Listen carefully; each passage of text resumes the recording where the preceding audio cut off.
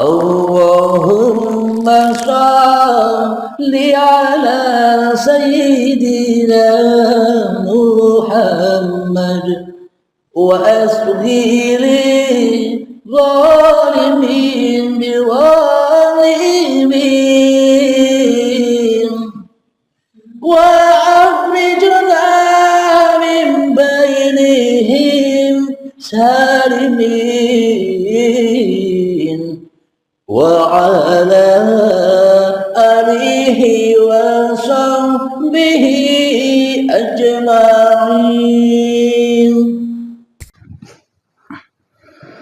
Memang bila melihat judulnya ngeri dan tabu untuk dibuat judul, tapi memang kenyataannya di dalam hati kita ya seperti itu. Kita selalu memusuh-musuhi Tuhan. Dengan apa kita caranya memusuh-musuhi Tuhan? Dengan menetapkan di dalam hati kita bahwa diri kita lebih wujud daripada Tuhan di dalam hati kita. Itulah, dengan cara itulah sehingga kita selalu dan selalu memusuh-musuhi Tuhan. Kenapa? Karena kekuasaan Tuhan, karena hidup Tuhan telah dikuasai oleh manusianya. Muhammad Budi. Assalamualaikum warahmatullahi wabarakatuh. Waalaikumsalam warahmatullahi wabarakatuh. Salam santun saya selalu, Kang Mas. Sama-sama Om, salam santun, salam hormat. Sami-sami. Dari mana ini? Dari ini di Banjarbaru, Om. Di Kalimantan Selatan. Mana? Oh, Kalimantan Selatan. Saya ada di Sumatera Utara, Medan, Horas. Alhamdulillah. Tapi saya asli kelahiran di Jawa Timur, Pasuruan, dekat Surabaya. Monggo, apa yang mau disampaikan? Pengen ngobrol-ngobrol silaturahmi aja, Om. Sama silahkan. Sambil makan, Om. Oh iya, enggak apa-apa. Silakan. Satria Cinta, monggo. Assalamualaikum. Waalaikumsalam warahmatullahi wabarakatuh. Salam santun, selamat pagi buat namanya siapa sebenarnya ini? Nama saya Abdul Halim. Oh. Jadi Uripe Allah Channel itu nama YouTube saya. Kenapa saya namakan Uripe Allah? Karena saya dan karena seluruh umat manusia, bahkan seluruh alam semesta ini tidak punya hidup kecuali hidupnya Tuhan itu sendiri. Supaya manusianya rela ridho melepaskan pengakuan-pengakuan bahwa hidup ini hidup manusianya. Kalau manusianya tidak merelakan, mempersembahkan hidup dan badan sebagai hidup dan badan milik Tuhannya, manusia selamanya akan jadi musuh-musuhnya Tuhan, mengadakan kerajaan-kerajaan sendiri di dalam hatinya. Hatinya tak pernah bisa lillah, tak pernah bisa pulang kepada Allah. Apa gunanya kita beragama dan bertuhan bila beragama dan bertuhan kita selama ini hanya menyesatkan hati kita tambah jauh dari Tuhan? Iya enggak? Betul. Ini Ustaz, saya mau tanya ini. Tadi saya menyimak bahwa ini cara penafsirannya kayak tidak merujuk kepada metode-metode penafsiran para ulama ahli tafsir gitu. Nah, saya ingin tanya itu dari pakai metode apa gitu, Ustaz? Maaf. Saya hanya baca biasa. Ini Al-Qur'annya baca biasa, tidak pakai metode apa-apa, artinya jelas. Maknanya jelas. Saya bacakan kembali ya langsung artinya. Dan di antara manusia ada orang-orang yang menyembah Tuhan selain Allah. Coba cek di dalam hati kita. Kita tidak usah menilai orang lain. nilailah diri kita sendiri. Ku anfusakum, jagalah diri kita sendiri. Maknanya di dalam hati kita ini yang jadi Tuhan siapa? Kita kan yang selama ini jadi Tuhan, yang mana kita selama ini seolah-olah duduk ini ciptaan kita, berdiri ciptaan kita, berlari ciptaan kita, bekerja ciptaan kita, seluruhnya kegiatan mulai bangun tidur sampai tidur lagi seolah-olah kita yang berkuasa atas diri kita. Lah kita selama ini ngaku-ngaku bertuhan, lah mana kekuasaan Tuhannya itu? Aplikasinya bagaimana? Kok yang jadi Tuhan di dalam hati kita hanya diri kita sendiri? Begitu, Kang Mas. Ya, itu namanya penafsiran itu, Ustaz. Jadi ya, kan namanya Ustaz menafsirkan gitu. Bukan penafsiran. Ya memang begitu tafsirannya. Mau apa lagi ya kan? Di sini kami membela Allahnya daripada membela hawa nafsu kita sendiri. Kalau tafsiran menurut hawa nafsu kan seolah-olah ada Tuhan yang selain Allah yang disembah-sembah, yang kelihatan-kelihatan itu. Akan tetapi Allah bilang, ku anfusakum, selamatkanlah dirimu. Babakan Tuhan itu babakan hati, Kang Mas. Babakan hati. Allah tidak memandang rupa dan hartamu. Allah tidak memandang amal dan ibadahmu. Allah hanya memandang hatimu. Siapa yang jadi Tuhan di dalam hatimu? Dirimu kah atau aku, kata Allah? Ya enggak? Bila di dalam hati kita yang jadi Tuhan masih diri kita, kapan kita bisa lillah di dalam ibadah-ibadah kita? Yang mana selama ini hanyalah linafsi saja. Ini ibadahku, ini amalku, ini kebaikanku. Inilah yang dimaksud kita jadi musuh-musuhnya Tuhan, ngerampas kekuasaan Tuhan menjadi kekuasaan diri kita sendiri. Begitu, Kang Mas. Hanya hatilah yang bisa menerima paparan-paparan di uripi Allah ini. Monggo silakan, apa yang mau ditanggapi lagi? Ya kalau itu setuju ya. Kita kan setiap rasul diutus itu misinya cuma satu, ani budullah bukan ibutahud. Jadi esakan tambahlah Allah saja, jadi tauhid. Tauhid itu kan banyak, ya. Ada keinginan. Ya intinya yang melampaui batas lah. Tauhid itu kan intinya yang melampaui batas.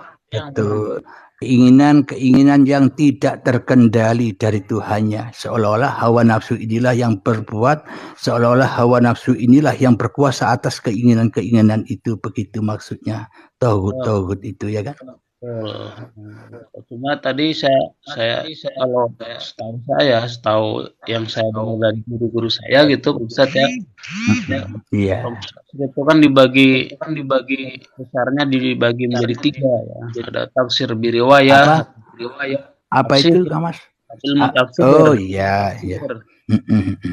Besar kan dibagi 3, ada tafsir biriwayah, ada bidiroyah, ada tafsir bil isyarah atau bil isyari namanya. Jadi kalau misalnya kita membaca terjemah terus dia tafsirkan sendiri, itu khawatir nanti terjadi kekeliruan gitu, Bosan. Iya, yang tanggung jawab saya sendiri. Saya keliru, saya sendiri yang tanggung jawab. Kan enak kan? Nah. Oh gitu ya. Berarti nggak ada ini tanggung jawab. Iya, saya sendiri.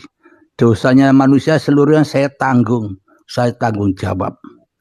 Ya akhirnya gini kan, berarti kalau memang semua orang berdalil begitu, tidak berlaku lagi surat Al-Asr nanti tawassaw bil haqqi wa tawassaw bisob. Artinya saya kan sebagai seorang sesama muslim mengingatkan barangkali keliru gitu. Kalau dijawab seperti itu berarti Pak Ustadz seolah-olah meniadakan surat Al-Asr. Tidak ada lagi menasihati di dalam besar dan saling tergantung manusianya lah berprasangka bagaimana.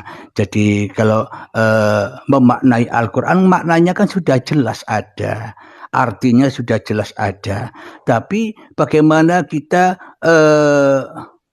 memaknai itu yang sebenar-benarnya di sisi Tuhan, bukan di sisi manusia. Kalau dimaknai secara di sisi manusia, pasti manusianya membela diri manusianya daripada membela keahadan, ketunggalan, kekuasaan, kewujudan Tuhannya. Karena yang ada di dalam hati manusia masih manusianya. Pasti yang dibela ya hawa nafsunya sendiri daripada Tuhannya.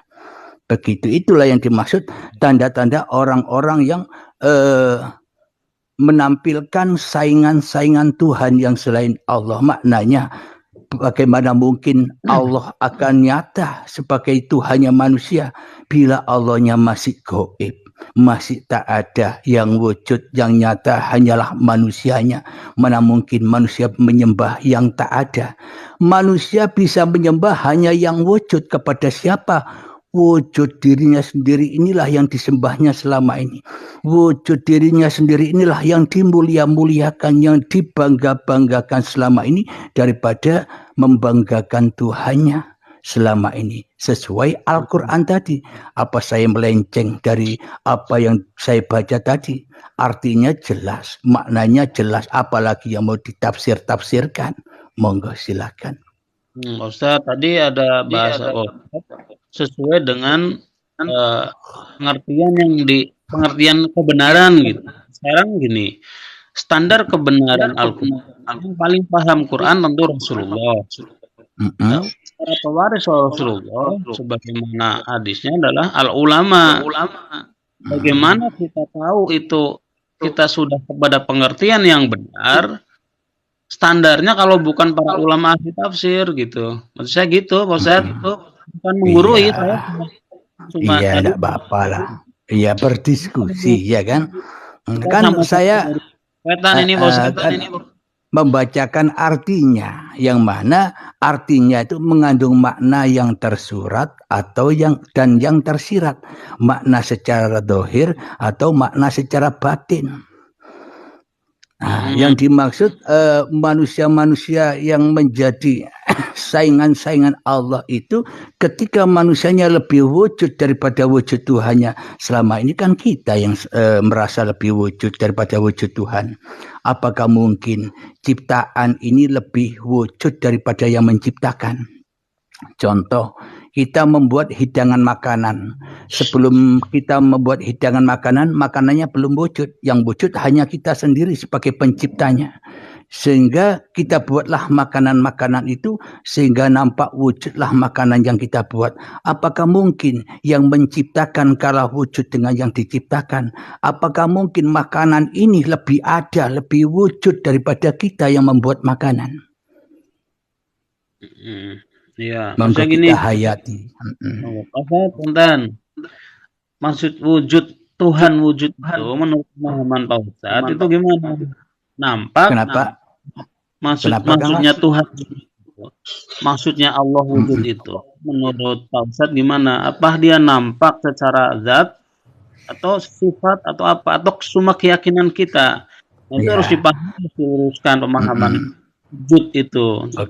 Ya sudah. Gimana coba? Nah, Allah itu lebih wujud daripada manusianya.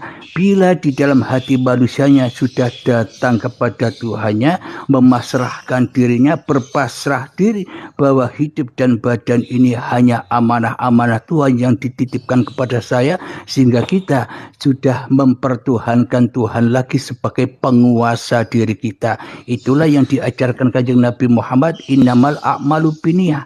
Kerjakanlah apapun yang kamu lakukan dengan niat. Supaya apa? Supaya lillahi ta'ala. Apa yang kita kerjakan supaya apa? Supaya kita meninggalkan syariat-syariat, pengakuan-pengakuan bahwa kita yang mampu berbuat itu semua. Supaya kita tidak jadi Tuhan lagi di dalam hati kita yang berkuasa atas apapun yang kulakukan. Cocok enggak dengan ajaran Nabi Muhammad? Innamal a'malu binniyat. Nah, maknanya bila kita masih merasa lebih jadi Tuhan, lebih merasa wujud daripada Tuhan, kapan Tuhan akan nyata bagi kita? Kalau kita tidak kembali kepada asal usul kita, saya 50 tahun yang lalu Dulu saya tidak ada, goib. Sekarang diwujudkan oleh Tuhan sehingga aku nampak wujud. Sehingga manusia merampas bahwa hidup dan badan ini milikku. Lah kapan kita membuat hidup dan badan ini? Lah kapan kita menciptakan hidup dan badan ini? Seolah-olah semuanya milik kita. Bukankah begitu, Kang Mas? Iya. Kita akan percaya bila kita saat kita mati baru percaya. Oh, selama ini ternyata hidup dan badan ini adalah dohir batinnya Allah sendiri. Ciptaan Allah sendiri, baru percaya kalau manusianya sudah mati. Maka dari itulah syarat utama ketemu Tuhannya, manusianya harus kiamat dulu, lengser dulu dari kerajaan Tuhan, lengser dulu dari kekuasaan Tuhan yang selama ini diakui sebagai manusianya. Itulah yang dimaksud mutu qabla antal maut, belajar mati sebelum mati. Agar apa? Agar bertemu dengan Tuhannya. Agar apa? Agar husnul khotimah. Jadi husnul khotimah dan su'ul khotimah itu sekarang sudah berlaku. Su'ul khotimah itu yang bagaimana? Ketika semua perbuatan berpulang kepada hawa nafsunya sendiri-sendiri, terputuslah semua amal dari Tuhannya. Kenapa? Karena yang jadi Tuhan masih diri kita sendiri di dalam hati kita. Begitu, Kang Mas. Monggo dilanjut ngobrolnya. Saya nyimak, wai. Sekarang ini Ustaz, saya mau, tadi kan disampaikan. Ini sebentar saya Pak Rizal, monggo Pak Rizal, salam satu saya selalu. Waalaikumsalam. Tetepangan kulo dari Blitar niki Gus. Nggih, Blitar nggih, sami-sami kulo Jawa Timur. Nyimak nggih. Nggih, sami-sami nyimak, kita kan sama-sama nyimak di dunia ini. Nyimak apa? Nyimak ayat-ayatnya Allah. Haulahu linuriyahu min ayatina.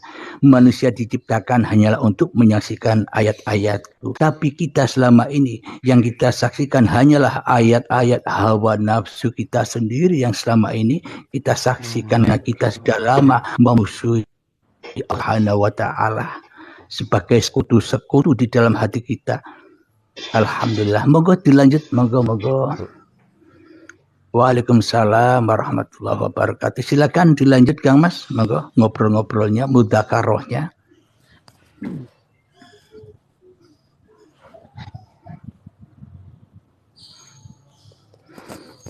Kang Satria Cinta, monggo. Ya, dari mana Kang Satria Cinta ini? Asalnya dari mana? Dari Purbalingga, dari Ustaz. Oh, Purbalingga, Jawa Tengah ya? Tengah. Cuma dulu pernah di Jombang pernah. Oh, Jombang. Mondok di Jombang. Jalan-jalan aja, Ustaz.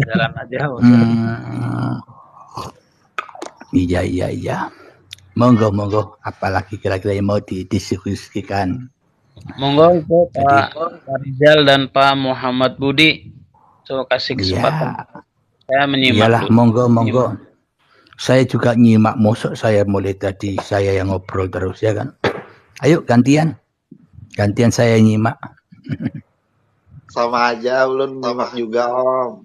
Nyimak, ngambil berkahnya dari ya, kita semua. Sama-sama mengambil berkah dari menyimak uripe Allah. Apa yang dimaksud menyimak uripe Allah? Kita simak diri sendiri sehingga kita tidak akan menyimak orang lain. Sebelum kita menyimak orang lain, simaklah diri kita sendiri. Dari siapa kita dicipta, dari siapa kita diwujudkan, dan dari mana kita dipergerakkan ini. Kalau bukan gerakan Tuhan itu sendiri. Karena kita selama ini tidak percaya bahwa yang menggerakkan diriku ini adalah Tuhan. Itulah sebabnya kita jadi musuh-musuhnya Tuhan. Kita jadi saingan-saingan Tuhan. Sehingga apa yang kita lakukan pulangnya bukan kepada lillah, tapi li nafsi. Ini kelakuanku sendiri. Ini amalku sendiri. Lah kalau kita masih mengamalkan amalan diri kita sendiri, mana bisa sampai kepada lillah. Wong selama ini kita mengamalkan segala sesuatu hanya untuk pemuas hawa nafsu kita sendiri, agar kita diakui oleh orang, tidak diakui oleh Allah, diakui oleh orang. kelihatannya aku beragama, aku bertuhan, aku beramal soleh. Ini kan pengakuan-pengakuan hawa nafsu supaya manusia tidak sampai kepada Tuhannya, supaya manusia banget. tidak mengenal Tuhannya. Begitu, Kang Mas. Monggo, Iya, monggo betul dilanjut. banget. Karena selama ini kita tuh cuma memandang istilahnya tuh kayak meja itu meja. Kita nggak meneruskan untuk memandang kayunya gitu kan enggak.